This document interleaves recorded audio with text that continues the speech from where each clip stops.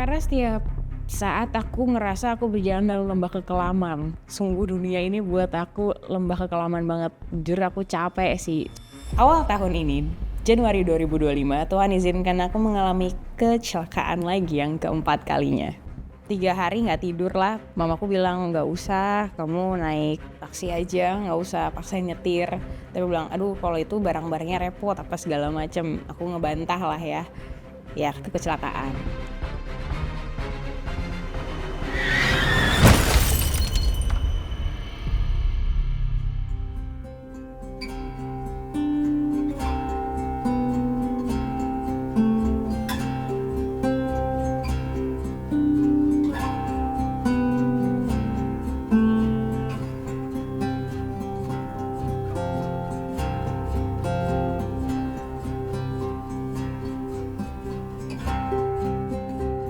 Dari kecil karena aku anak yang sangat diharap-harapkan, dari keguguran 10 kali normal mama aku, 2 bayi tabung, tidak berhasil, akhirnya di rumah sakit.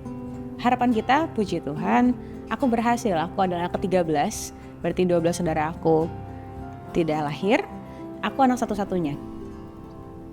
Ayo dong papa mama, kejar aku. Kemana kau, Laras? Pokoknya kejar aku. Laras, kamu kemana nak? Kok papa mama ditinggal? Cinta kasih orang tua aku sangat full buat aku rasain. Mama tuh bagian yang ngedidiknya, jadi yang strength ya. Papa ngedidiknya dengan cara lemah lembut, dan mungkin aku anak perempuan jadi anak kesayangannya. Yeay, kamu bisa! Dia ngajarin aku otomotifnya, dia suka ngajarin aku hal-hal seru yang aku suka. Kalau mama kan sisi perempuan, ngajarinnya hal-hal kayak masak atau apa aku kurang begitu suka. Tapi kalau ke cowok-cowokan semuanya aku suka. Ah, iya. Oh pinter. Rapi kan? Iya, siapa dulu dong. Iya. Papa. Karakternya yang humoris dan ya bisa membuat semua suasana yang tadinya panas menjadi adem. Laras. Lihat, Papa punya apa? Wah, keren banget. Wah, makasih ya Pak. Sama-sama.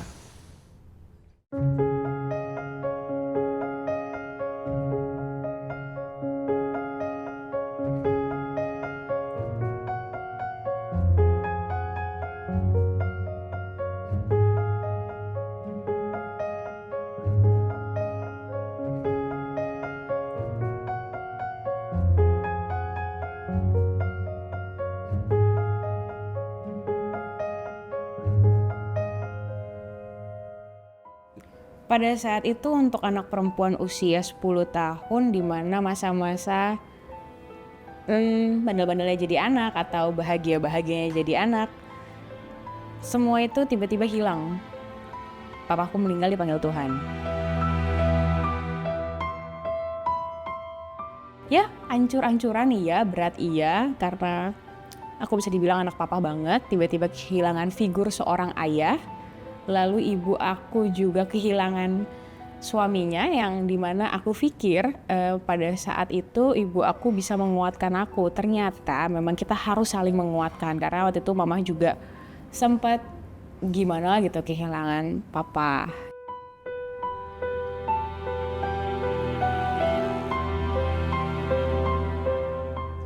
Ih, mobil kamu keren banget. Iya, mobil kamu keren banget. Iya dong, ini mobil ajaib tahu. Kamu mau minjem gak? Gak usah, aku bisa terbang sendiri. Yeay, cu. Wah.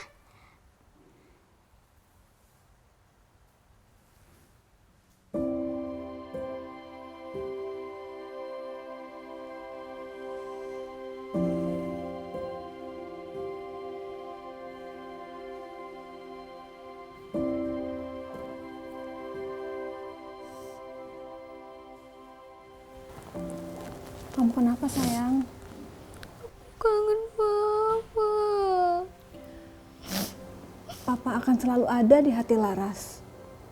Kamu yang sabar ya nak. Hidup aku linglung, tidak tahu arah, tidak tahu mau bagaimana. Aku sempat lebaynya depresi kali ya, nggak sekolah lah istilahnya 6 bulan gitu. Papa aku juga sama. Jadi waktu papaku meninggal kayak mikirnya tuh banyak banget kayak ini kenapa ya kayak gini ya. Apakah betul masih berpikir Tuhan jahat ya? Aku bingung nih harus marah, harus komplain, atau harus apa ya sama Tuhan? Kok bapakku diambil ya? Karena setiap saat aku ngerasa aku berjalan dalam lembah kekelaman. Sungguh dunia ini buat aku lembah kekelaman banget. Jujur aku capek sih.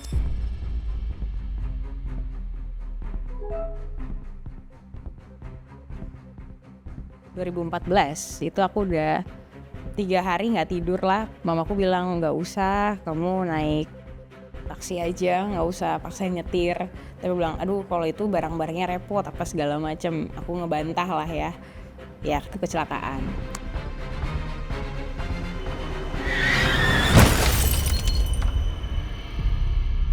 Kecelakaan pertama ia memakan psikis aku dan ekonomi aku lumayan, tapi kita bangkit lagi. Lalu kecelakaan lagi di 2016. Itu mujizat Tuhan karena mobil aku 3 kali terbalik dan aku nggak apa-apa sama sekali, nggak ada luka sedikit pun. Ya paling nggak gores-goresan kecil aja.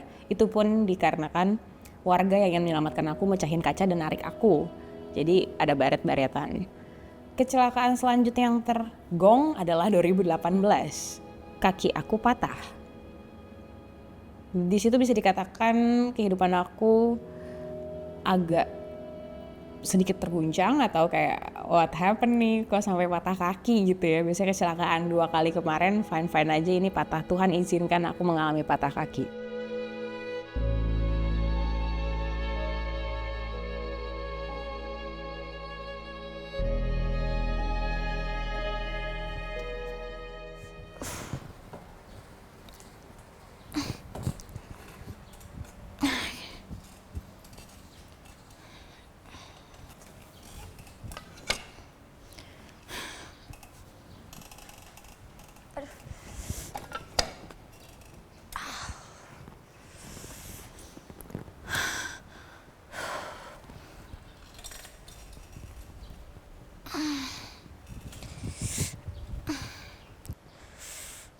Laras, aduh kamu tuh ngapain sih nak? Aduh nak, kamu tuh, mama nggak mau kamu sakit nak. Sabar dong kamu, aduh gimana sih nih anak bener-bener deh. Tapi di situ Tuhan yang memberikan mujizatnya buat aku. Di saat aku patah kaki, vonis dokter seperti biasa orang yang pasang pen di tulang paha kiri, penyembuhannya 2 tahun. Secara aku tulang punggung keluarga dan aku bilang kayak Tuhan nih gimana ya hidup ya kalau sampai 2 tahun bed rest. Tuhan izinkan aku sembuh di 6 bulan. Di 6 bulan aku sudah bisa syuting lagi, sudah bisa beraktivitas lagi. Itu semua pasti dari Tuhan juga. Tuhan menyembuhkan aku secara cepat seperti itu.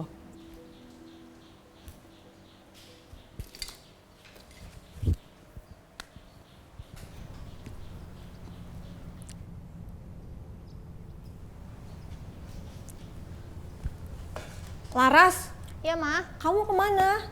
mau pergi sama temen aku. Ini tongkatnya. Gak usah, Laras udah bisa, udah jago. Pakai tongkatnya. Gak usah, Laras duluan ya. Dadah, love you. Kamu tuh Laras. Thanks God. Aku mulai pulih pelan-pelan. Aku mempersiapkan diri aku mungkin di 2020 aku kecelakaan lagi kali ya. Oh puji Tuhan enggak, aku aman-aman saja. Tiba-tiba awal tahun ini, Januari 2025, Tuhan izinkan aku mengalami kecelakaan lagi yang keempat kalinya. Dibilang, apakah aku tahu penyebabnya?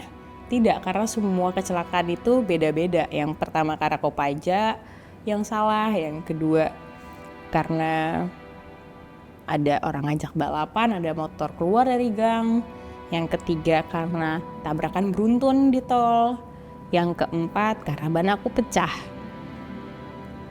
Jadi kalau dibilang, kamu tahu nggak kenapa kamu kecelakaan terus ya? Aku nggak tahu kenapa.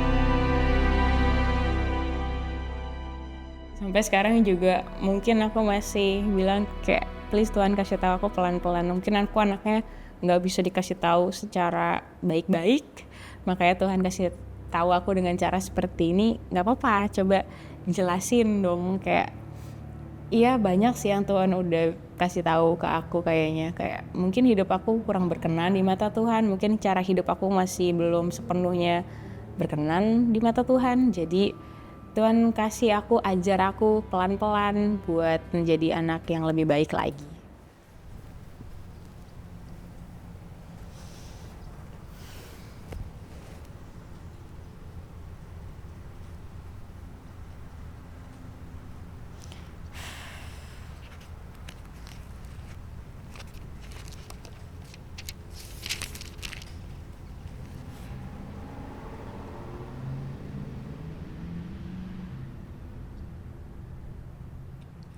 Sekalipun aku berjalan dalam lembah kekelaman, aku tidak takut bahaya, sebab Engkau besertaku. Gadamu dan tongkatmu itulah yang menghiburku.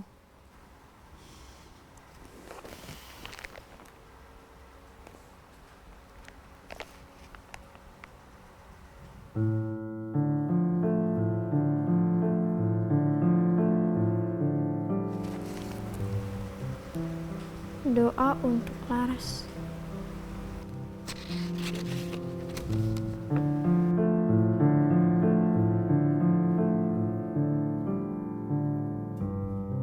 Aku jujur aja mau gila sih ngadepin kehidupan ini, kayak mental health lah apa mau gangguan jiwa, cuman nggak bisa karena aku punya Tuhan Yesus, karena aku punya Tuhan yang selalu menghibur aku, yang selalu menguatkan mental aku, jiwa aku disegarkan. Depresi nggak bisa merusak otak aku segitunya karena aku punya Tuhan Yesus. Ya sekalipun aku jalan dalam lembah kekelaman, aku tidak takut bahaya karena ada Tuhan beserta aku. Gadamu dan tongkatmu itu yang menguatkan aku. Jadi setiap kali aku tahu dunia ini seserem apapun, menyeramkan apapun, aku masih punya Tuhan. Tuhan selalu aku rasa deket aku, sosok Tuhan Yesus ini. Jadi aku full, aku penuh, aku kayak bisa ngejalanin hidup aku lagi. Sehingga aku bisa bangkit, aku bisa hidup lagi, semua dengan pertolongan Tuhan Yesus sih. Jadi Tuhan Yesus nyata di hidup aku, ada waktunya Tuhan yang buat semua yang buruk itu menjadi baik.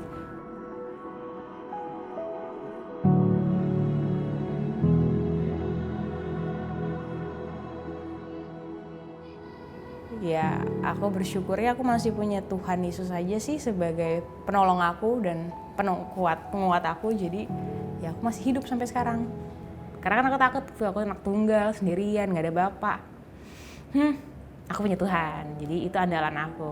Ada Tuhan Yesus yang selalu bisa jadi penjaga aku, penopang aku. Aman. Kayak gitu, cuman yang bisa aku sharing sama kalian, ada tuh namanya doa Bapa Kami. Jadi kalau kita udah pusing banget sama hidup, gak tahu mau doa apa sama Tuhan, doa Bapa Kami aja. Yang ujungnya, jadilah sesuai kehendakmu di bumi seperti di surga. Ya udah, gitu aja pesan aku. Jadi setiap kalian melakukan apapun atau merasa apapun, balikinnya kepada Tuhan. Karena purpose hidup kalian di dunia ini juga karena Tuhan kan. Jadi ya sesuai kehendak Tuhan aja. Jadilah sesuai kehendakmu di bumi seperti di surga. Jadi pesan aku selalu andalkan Tuhan dalam hidup kalian. Jangan lepas berdoa, walaupun mungkin kalian gak punya waktunya untuk menyiapkan waktu khusus, setidaknya di hati kalian masih ada Tuhan. Seperti itu. Semangat.